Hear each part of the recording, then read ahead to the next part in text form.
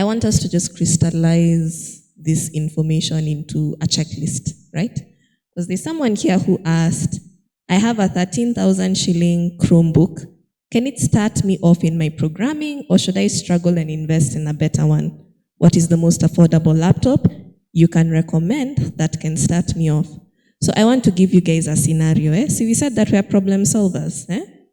So let's imagine someone is seated here. It's a cash-strapped medical student. They don't have an unlimited budget, but they want to start. Give them a checklist. What do they need and where do they start? So maybe everyone can mention just one or two things that if you're really limited in funds, but ambition is high, ambition unlimited, budget kidogo tuna struggle, right? What would you tell them they need to start off? Yeah, we can start with maybe Wechuli. We're creating a checklist. Yes. The earliest thing they can do to help themselves is reach out to me, because I can probably help you find the best gadget for that price.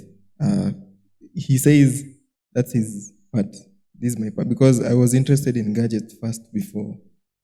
Yeah, so in terms of just doing that research and helping you nail that thing, I know I can help. So if you're here, reach out. But you already have something. We also have platforms that can run on low resource machines. So again, reach out, because we can easily, using your interest, try and find you resources that you can start with. Yeah, with your laptop as you save up for another one. And then when the time comes, point you to the right direction. That's what I'd say. Sounds good. And it's true. He gives the best recommendations. I was looking for like a power bank, earphones, and yeah, he's your gadget guy. Zinawak, Sana. Okay, yes, Makini. What can you add to the checklist? So currently our checklist number 1 is Wechuli. Number 2, so it's a challenge. So guys, I totally understand. We can struggle, especially financially, to start, because you need the investment you need in this is mostly time investment, more than even laptop. So that's why we started the community, that you air these problems out. We see if Microsoft can buy 6 students who want to code seriously and give them nice laptops, we've really helped someone. So for the 13,000 Chromebook person, so for a start, you can start with that for the basic HTML, CSS. Create a static page, know how to make it responsive, add some colors, some photos, basics, so that you're aware of the basics. You can take an online course with that and learn the basics. But as you advance, you realize that you need a powerful machine. And a powerful machine is very expensive. Currently, like a MacBook that you can code with very nicely is 85,000, them 2 versions. And that's somebody's school fees here for a semester. So it's hard. But those opportunities come with the skill that you've developed at the basic, right? Like an organization can take you and give you a lot of work and they don't give you a very good machine. But they'll take you first because you build the basic. So the basic thing is you can learn with your 13,000 Chromebook something, the basics of all this. And then we're in checklist number 3. So we said you get Wechuli, you get a laptop, you get Amsun Code Community, you get time. Mm-hmm. Yes, we're number 4. Ongeza. Okay. Let Victor add that one. Yes, Victor. What else do you need? Okay, so we are at number 4. So once you have the laptop and you've joined Amazon Code Community, we do share resources that you can learn easily at your own pace, where you gain the skills. Because ideally, the skills are what matter here. Once you gain your skills, you can make whatever amount of money you want. The guys who make 10,000 US dollars an hour because of the skills they have. And it's just because of the 30 minutes consistency that you put in to learn these skills. After that, you can maybe buy a powerful laptop to continue with your skills. Then once you have a powerful laptop and you have your skills, think the world is your oyster. You can do whatever you want. At that point, you have your skills. You can even freelance. You can start your own startup. You can join an organization, because tech doesn't need you to work in an office per se. You can work anywhere in the world. You can be in Watamu coding, and you make your money. Guys don't care if you're in the office or not. I think that's the full checklist. But one thing you need to double down on is your time. And once I say time, it's not just time coding, your time and attention.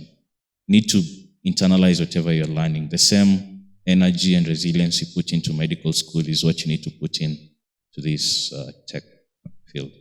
Thank you. Maybe another option. There are virtual machines. So these are like laptops hosted somewhere. So if you are downloading your code editor to your local machine, instead of using it in your local machine, there are people who are hosting them somewhere, so you can use them on the cloud. A good example is CS50. If you've tried CS50, how many people have done CS50? You've done CS50? I see a few hands, yeah. Oh, very nice. So if you've done CS50, they have a virtual place where you code, right? So that's another option. But you also understand that a virtual machine, a functionality depends on your local machine. So if your local machine is running on a 2 GB RAM and is sharing that RAM with your files locally and is sharing with the sending and receiving from the virtual machine, it becomes hard, but it can also be an option. Yeah. Nice, yeah, sure. I think all of that is just telling that person or anyone else to start. Yeah, because I had a 2 GB RAM laptop. This guy is laughing because you know how much I suffered. He told me that there's a resource that you can do online. So what I did, I created an account. So at home, I use it, and then I used to work at KNH Research. So I use their tablets during the day, and then usiku, my laptop as I save. And then the moment laptop came, you know the rest of the story. 2 days later, 5 days after that, these things line up. So just start. Itakupata mbele. Fantastic. Thank you so much. I really like that checklist. And as I've said, the most important thing is to start where you are with what you have, and the grace will find you on the way. Okay, so now let's start talking about the intersection between tech and medicine, because these are two fields that have for a long time not traditionally been put together, but now we see a very beautiful marriage and synergy between the two in terms of health tech. So maybe we can start off with what that union looks like right here in medical school with Amsun Code Community.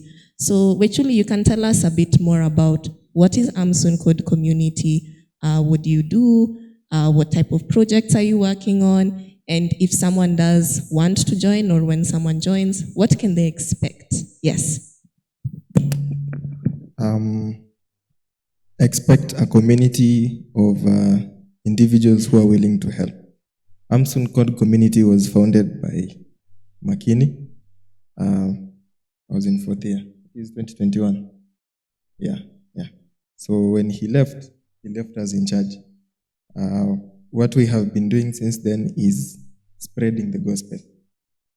You need access to resources. We try and avail it to you. You have a problem, you can text me at 9 p.m. and then I'll try and help you, or any other person who is available. You have an idea, a project, we can work on it. So for example, you approached us. The first edition of the run, we did it entirely on Excel. It was kind of a short notice. So sat down with Victor, how do we do this? We can't brainstorm a website with all those needs right now. We just used the resources that we had at the time. So people are signing up on a Google form. The information is stored on a Google sheet. We linked it to Excel, and then that's how we were processing the information so that whoever is looking at the data, they can try and extrapolate how many t-shirts people are going to buy. On the day of the run, the t-shirts zilisha. Yeah, so again, we took an initiative as the community, hiyo ingine haitatupata off guard. So that is our primary project right now. Leave no medic behind. Can I show you the website is beautiful. A few people are taking up a few roles up and there, so just reach out and then you have no experience, I'll give you a task and then you accomplish it, we'll go over it and then we incorporate it. I tell you how to store your code, how to format, how to work with your laptop, how to set up.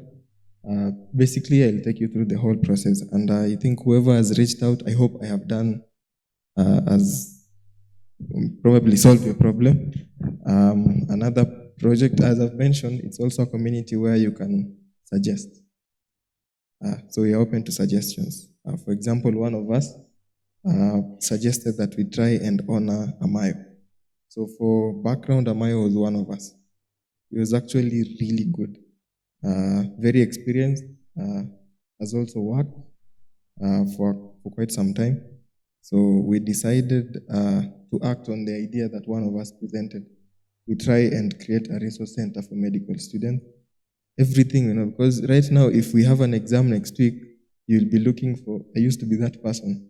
I have centralized all that information, or Priyanka's drive, or class rep, do you have this and this and this? So we are trying to remove that barrier. Everything is there together, as interactive as possible, as easy as possible for you to use. So that's our other current project. And we are also doing it how Amayo would have done it. So we are following his book, his favorite language, everything. So if you haven't touched it before, you'll have to learn, and we are learning together. So we are going step by step. That's what we are doing. We're also open to more ideas. We have, as Makini has mentioned, you have access to mentors from doctors who have already started at this work. Like somebody reached out yesterday wanting someone to learn WordPress, a content management system. Just somebody who is interested, and then they'll connect you to your client. So it's also another channel. Again, you see Victor post an opportunity, or somebody has mentioned something, there's an event going on. We invited a few people to come and watch us pitch. We see other people pitch. How are they presenting their ideas? How are they trying to solve them? And see them win, so that ukiona pesa inapatiana, wewe unarudi unafanya kazi kama Victor. Yeah, so that's what the community is about. We just try and help each other grow as much as possible. So feel free to reach out. I think we'll share afterwards. Yeah. Fantastic. Thank you so much. Maybe let me share a bit more about the work that they did for us for the charity run. He has really downplayed it. Guys, these guys changed the way we are going to do things for the charity run. Last time, it's true, I gave them very short notice.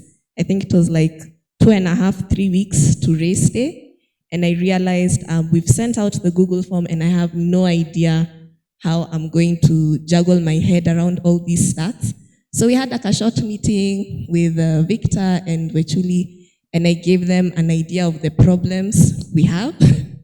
And they gave me a solution that really just carried us till the end. And afterwards, I, was so impressed to learn that they took the initiative to start working on our website several months ago, actually. And it will be beautiful. It looks beautiful, and we are very, very, very grateful to Amsun Code community for doing that service to med school. And thank you so much. So still on the role of tech in the world of medicine. Someone asked a very interesting question here. I think I'll give it to Makini. Someone is saying, now that you are fantastic in programming, are there companies in Kenya or abroad, specify, that try to convince you into working for them? Have you considered working for them part-time or full-time? Or you've stuck to your gun on working on your only course and med school? The reason I'm giving it to you, Makini, is because the current job you have is just a lovely marriage between health and medicine. So yes, ulitafuta kazi ama kazi ilikutafuta?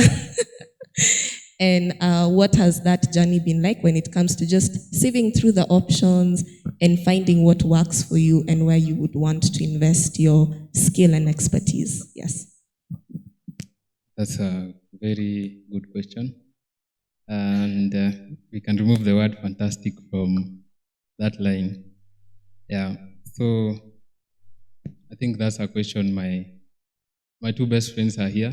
One of them asked me that question last week and asked me, now, what's your way forward? And before I talk about opportunities and everything around it, can you guys see me?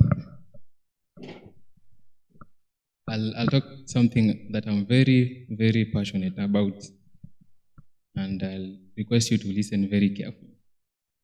That in as much as we are discussing this, in as much as we are doing this, we are here because we are medical students, right? We agree? Yes.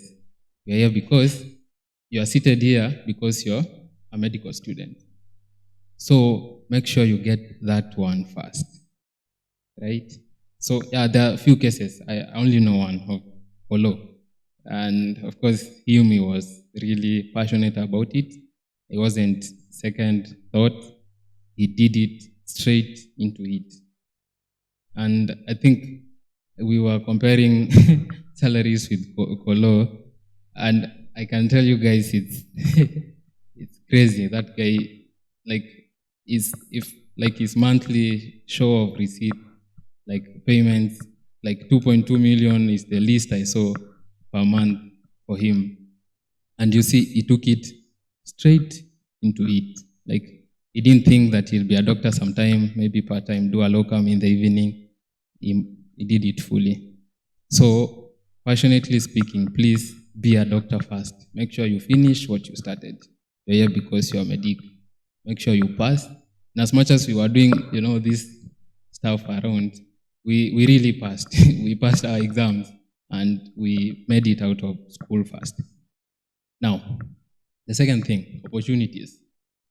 If you're a doctor and you have your skill in healthcare, in which word? Tech. Let me use tech, not programming. In tech, always you are marketable, always. And I didn't look for my job, I told you. Literally, nilitafutwa. And then the other one, pia kajipa. And then, like, this week on Monday, I got a strange email from Bionate. You know Bionate? The only telemedicine company in Kenya. They want me to go for an interview. They're saying that they want to look for an opportunity where I can fit in. So once you have your skill, you're everywhere. Like, you will sell yourself everywhere. Okay, the third question. Do I want to do this full time or nini? No. I always wanted to be a neurosurgeon, so I've enrolled and I'll do that first, and then I'll take the other things later. So maybe after that I can deeply immerse into it, but still, yeah. Okay, thank you. Thank you so much. Wow. So Meskia, just get the degree first. Try, okay? Over to Victor. There's a question here. Someone is saying, with the rate of unemployment, one cannot wait to finish the MBCHB degree to start into tech. Are there flexible programs that a student can integrate with their med course without compromising either? You mentioned in your journey that, you started off in first year, and perhaps that balance, or should I call it an equilibrium, has looked different over time. So where do you find your center of gravity when it comes to the flexibility of balancing training and succeeding and thriving in the health tech field and still being a student? Yeah. Yeah, that's a good question. So as Makini shared, first thing, we're here to become doctors. So ideally, books and school should be our number one priority. Then after that, you can look for other ways you can learn tech. And yes, of course, there are flexible options, though you'll have to make some sacrifices. I had to make my own sacrifices, which Julie will tell you he made his own sacrifices. Part of the sacrifices is making time to learn these things. As I shared, there was a point I used to sleep at 3 a.m. because I had to learn. And once you start, the learning curve is so steep. For like medicine, you just need knowledge, and in some way it's static. Once you know something, you know it.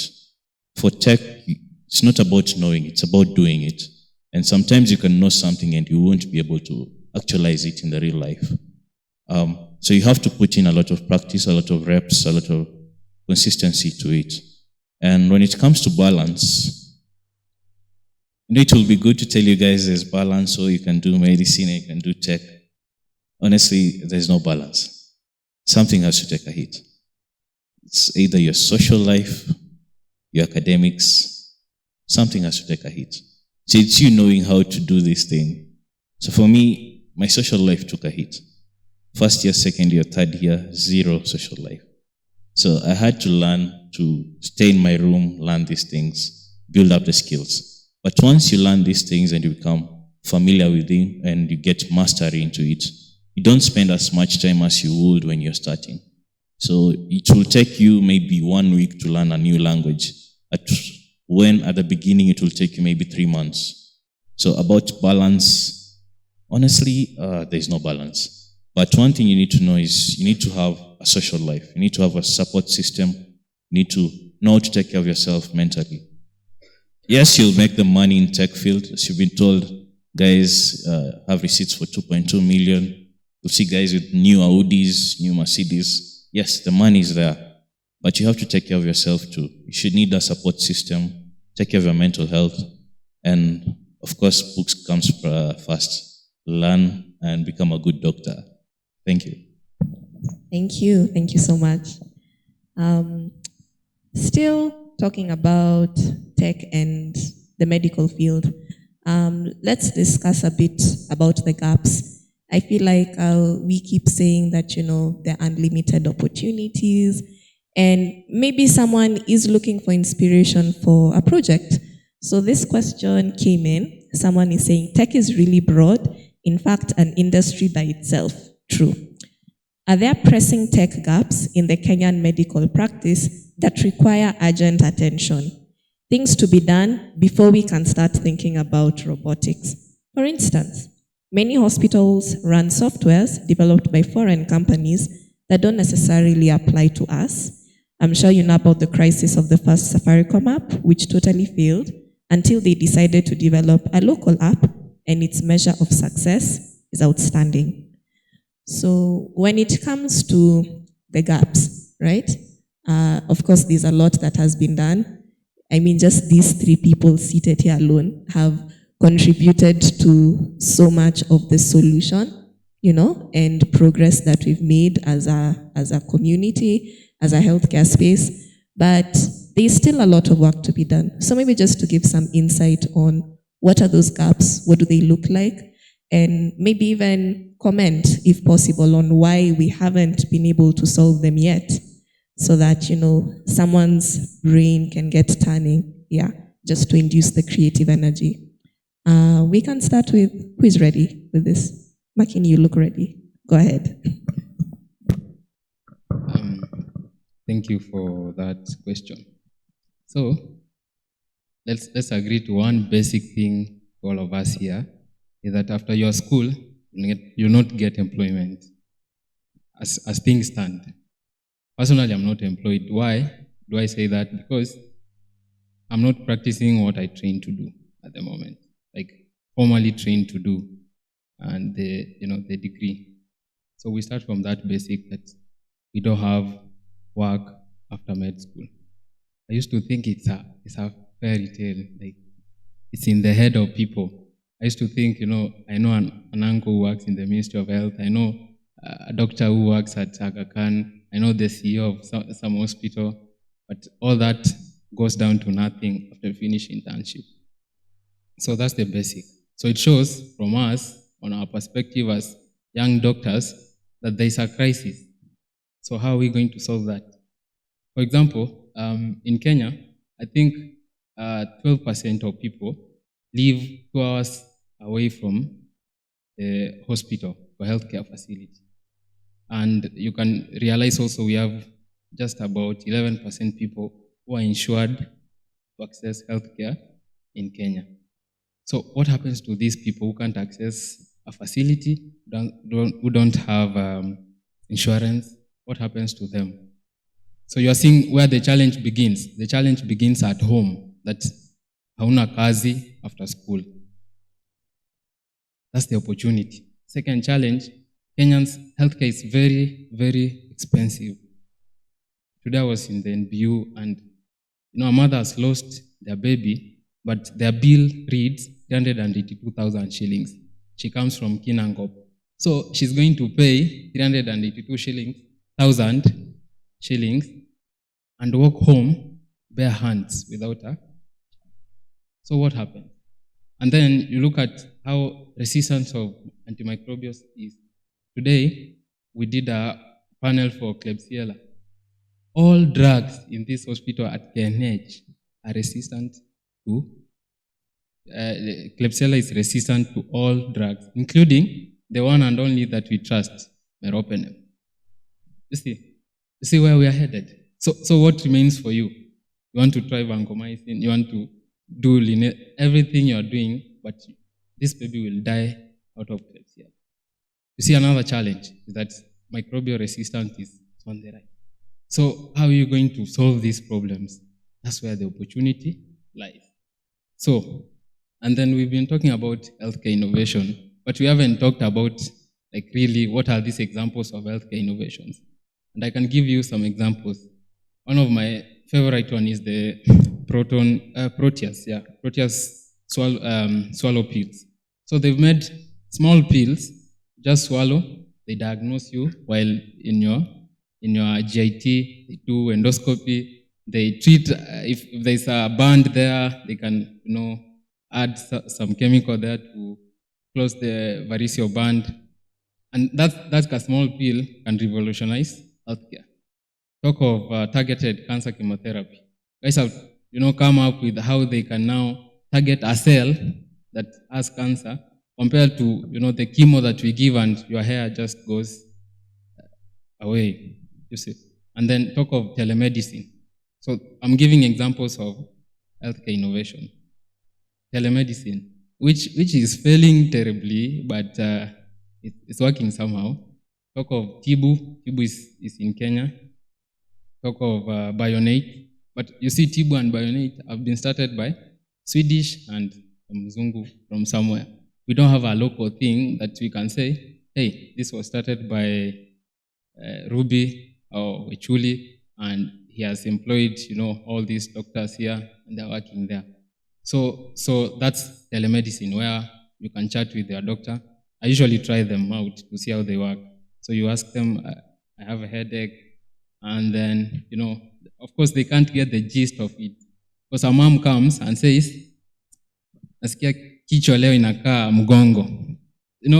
How can that be put into the system to translate into a disease? You see the challenges. We also have tech in insurance. So currently, there are people who are making money in Kenya by, compiling all the insurance data in Kenya, and they are selling that data. So that's another way. Another way of healthcare tech innovation is now what we are doing at SEMA.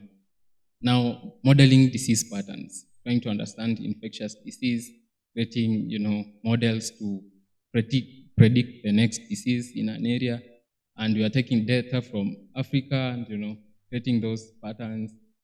So, which other example can I give of healthcare? The EKG, the famous EKG watch in the US. So instead of doing the QRS complex that no one gets out knowing in medical school, we have watches that can tell you that, hey, you're about to have an MI. Guy, you need to rush to the hospital. You get. we have now people like Nike now making sportswear, which are using radio frequency rays to communicate if the footballer, if the basketballer is feeling tired, emotionally stressed, and these people need your input. You know, the companies are not doing well because you are not there to tell them, hey, by the way, EQRS complex iko na issue kidogo. Can we make it? Can we widen it? Can we do this? And then now we are going into deep machine learning models. So now our machine is learning every day. For example, somebody is coming up with a concept where they are taking healthcare from, let's say, Nairobi Hospital, or any hospital, and they are training that model through all phases of machine learning to deeply understand. Like when a patient says, "Sasa, leo nasikia koo yangu ni kama mgongo." Now you know it can predict what the patient is talking about. So that's another aspect of healthcare and tele. So opportunities are there. The challenges are the same I'm talking about, that you will be unemployed, I'm unemployed, your friend is unemployed, your friend is committing suicide because they're unemployed. You get all those things. How do we, if you can come up with something that can create employment for only 50 doctors, because there are unemployed 4,000 doctors, almost 7,000. But if you can create an employment for 50, so you can see how many families you've impacted, 50 families. If you extend relatives, friends who want to go out with that doctor, you see how you've really impacted a lot of people. Yeah, I hope that answers that question. Yes, it does. Thank you so much. And that serves as the perfect segue to our next one, which is about AI. Oh, sorry, let me just give a bit of a warning. So we'll have maybe 2 more questions, then we'll take questions from the audience, so you can start thinking of possible questions you might have.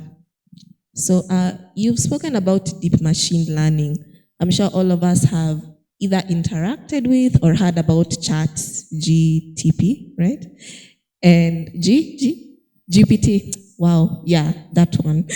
And what it is doing or can potentially do in the medical field. So someone is asking, are AIs going to take over medicine? And what is the future of medicine in a rapidly technologically advancing society? I'll hand it over to Wechuli and Victor to maybe inform a bit more about what our prospects are as doctors, maybe those who might opt not to go in this direction, but what will our interaction with AI be? I saw a quote somewhere that AI won't replace your job, but someone who uses AI will. And just inform a bit more about how we can ride the wave and not be drowning in it instead. Yeah. We can start with Victor. Yeah. Yeah.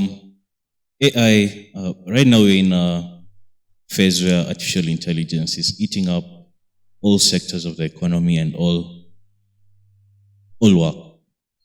And as you said, people who know how to use AI will still remain relevant.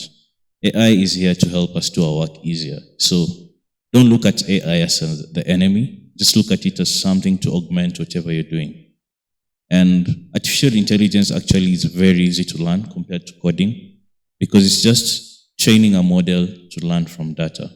And that is something that all of us can do. It doesn't need any coding experience at all. You have kids using machine learning to create art, to create music. So the use cases are so many, and I don't think artificial intelligence is something to be afraid of. I think we should embrace it because it will make work easier for us as medics, removing all the redundant tasks like history taking, writing up your notes, all that will be removed. So you yourself as a care provider get to work on what you do best, which is providing care for the patient and removing all the admin work from the hospital. So AI is here to help us, in short. Thank you. Yeah, I have the same sentiments. We have been having active discussions about the role of artificial intelligence and what it will do for us. Personally, I stopped using my brain in November. ChatGPT came. I don't recall my life before. Not that it's doing my work for me, but most of the things I don't use my brain basically. And this is going to be the case because we are okay. Every innovation we've ever witnessed, there's usually a slow uptake, and then so we are there. Those people who witnessed the coming edge of the internet and then hopped on it, possibly they are at a different place than somebody who ignored it or intentionally decided this is not what I'm going to do to help me. If you see it as something that will replace you, it will. Because you don't really need to know how to make something with the technologies that are coming, but how to use them. We are going to be taking care of patients. It's going to be much more difficult to get diagnoses. We are having cases such as resistance. You are going to have an infinite amount of information thrown at you the more you learn. So how you learn how to synthesize that information, trying to come up with conclusions, these tools are going to help. Yeah, we are seeing cases such as in radiography. People call them glorified photographers, but you find that you have an image or 1,000 of them. Breast cancer. It's seen this thing 1,000 times. You give it the next one, it's able to predict. So I'm assuming you take an image as a radiographer yourself, you have this tool by your side. It's going to have the time you're going to use to make a diagnosis. Instead of you saying, this thing will replace me, if you see a tool somewhere, if you're curious, try and use it. If you can replicate it, the better, because these things are going to help you in everything you do. If I get somebody tell me to generate, I don't know, I need to address the dean. We were working with Melvin. I needed to write a letter to the dean. Didn't even think. So I saved a lot of time instead of trying and going online. You need to learn how to address the dean. You need to format your first paragraph. You do that, you go on to the next thing. You get. So it's really going to save your resources as a person because they are here to stay, and most likely the same sentiment. The person who will be replaced is the one who doesn't want to use them. If you're antagonistic, most probably somebody who uses them might become better, more efficient at their work in various fields, including healthcare, and then you'll be replaced. You'll find it more difficult to catch up, so just use them. Yeah. Thank you. Thank you so much. Okay, this is our last question for this portion of the program. Then we'll go to the Q&A. This one really hits close to home. We're going to talk about financial abundance. So someone wrote a question to all panelists.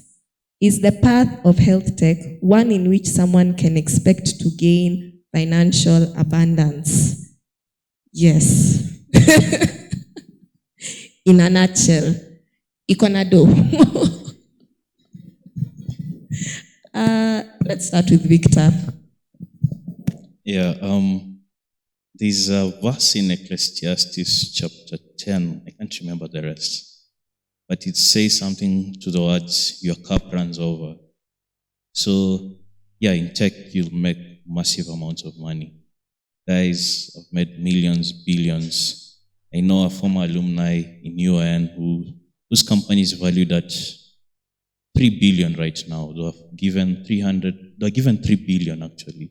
So it's valued at more than 3 billion. And he's just 26 or 27 years old. So, yeah, there's a lot of money, financial abundance. As long as you have your mind open, be open to learn and embrace the technology, yeah, you'll make the money you want. But let money not be your motivation. Be there to serve lives as doctors. Yeah, thank you.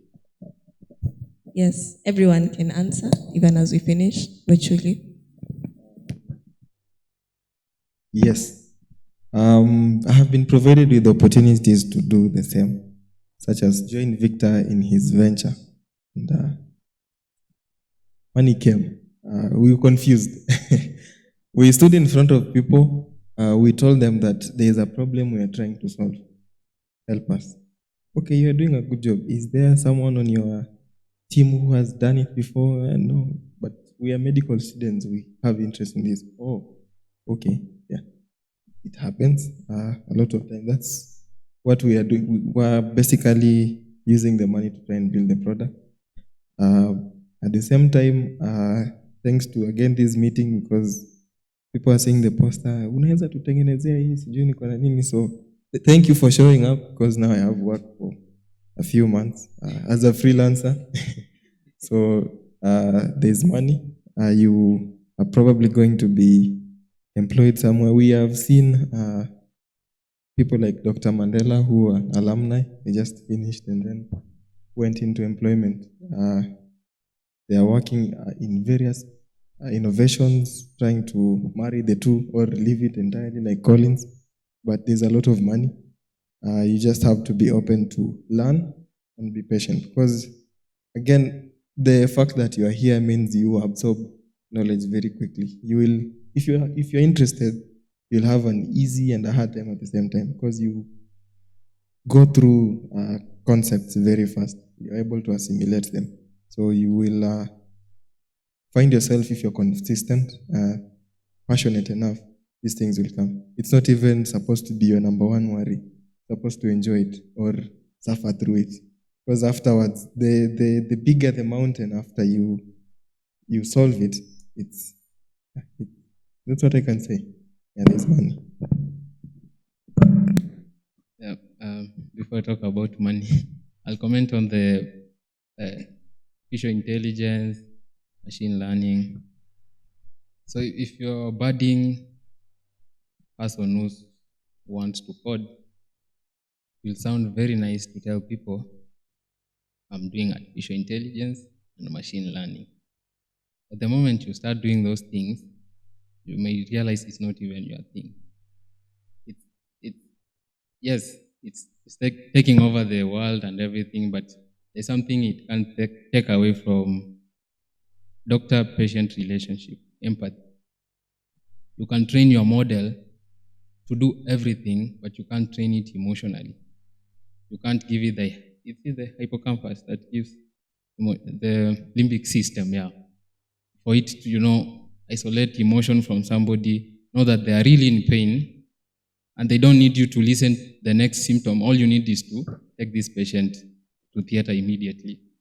That personal touch. It won't take that away. But you are yet to see. Today, yesterday, now Microsoft has formed its own chat GPT called BARD. And we are yet to see how we can train a model to have emotions. It's hard. It's hard. Most of my models that I've trained, they actually emotionless. Yeah. So, and then the uptake of this to the healthcare system, I said two of my best friends are around. One of them did a study in Nairobi to see how healthcare, are people taking technology, doctors taking technology into their practice. And the result showed 60% of doctors in Nairobi were willing and ready and even trying to use telemedicine, teledentistry in formulating their diagnosis, sharing images, radiology and all that. So it's something you might want to be part of. But also you can be the other side of the story. You also want to contribute to healthcare. You want to be a good researcher, do hypothesis testing and confidence intervals, those things. And the side of money, motivation. What's your motivation really? Let's be honest, all of us, we want money, right? Yes. If you're here, you don't want money. When you finish internship and you don't have money, you don't have rent, you realize you really need money. So that's the basic. We need something to survive. So I'll talk of the two sides of the coin, being a doctor and being in tech. In tech, you can make a lot of money. That one is for sure. For sure. Everyone around me, except me, they're making 7 figures only. Start from 1.5 million And these people are working for somebody. What if they started something on their own? Polo is, I think it's recorded, and I know he'll see me. But in all that, I think now he's been called for an interview with Google, and you know how Google pays well. Who knows? Who knows?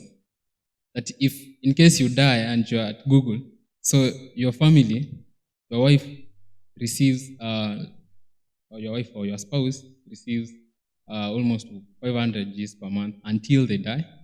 Your children are schooled until they die, and they're given a stipend of almost 100,000 every month until they die. And you're entitled to the best insurance in the world, all those things, plus now the basic salaries of maybe 12 million per month and all that.